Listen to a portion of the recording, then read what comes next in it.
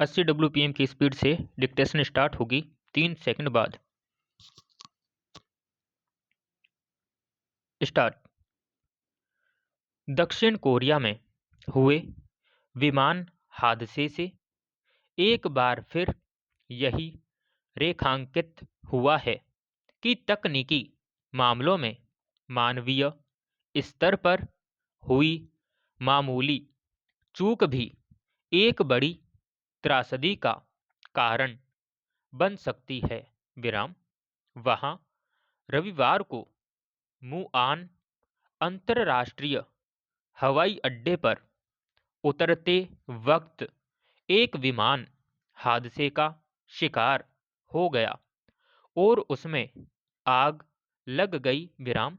जेजू air का यह विमान बैंकॉक से दक्षिण कोरिया वापस आ रहा था और इसमें चालक दल के 6 सदस्यों सहित कुल 181 लोग सवार थे। विराम।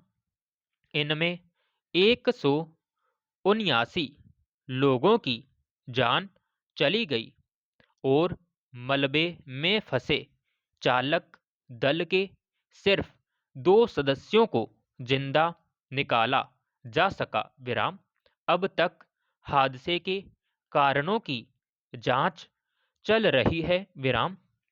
असली वजह बाद में ही सामने आएगी, लेकिन अब तक आ सकी खबरों के मुताबिक संभवतः मौसम खराब होने और किसी पक्षी के टकराने से उतरने की प्रक्रिया में विमान ने संतुलन खो दिया और हवाई पट्टी से फिसलकर दीवार से जा टकराया। विराम।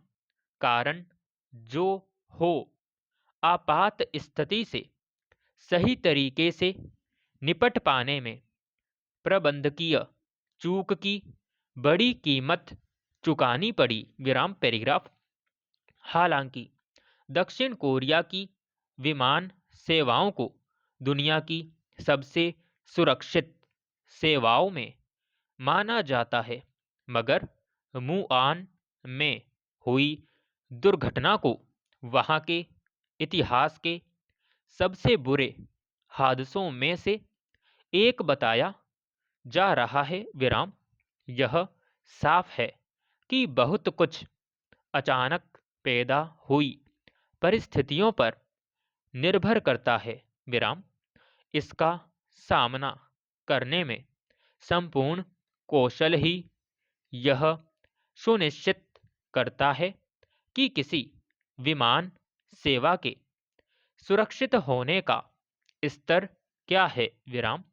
पिछले कुछ समय में लगातार ऐसी घटनाएं सामने आई हैं जिनमें किसी तकनीकी गड़बड़ी की वजह से कोई विमान हादसे का शिकार हो गया या फिर उसे आपात स्थिति में उतारा गया। विराम।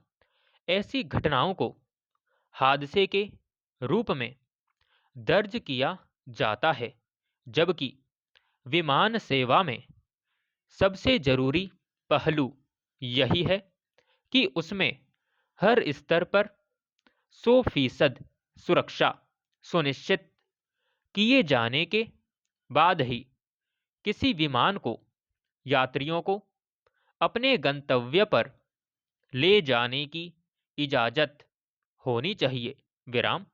मुआन हवाई अड्डे पर हुए हादसे ने एक फिर सावधानी और सुरक्षा के तकाजों पर अधिक ध्यान देने की जरूरत रेखांकित की है। विराम समाप्त।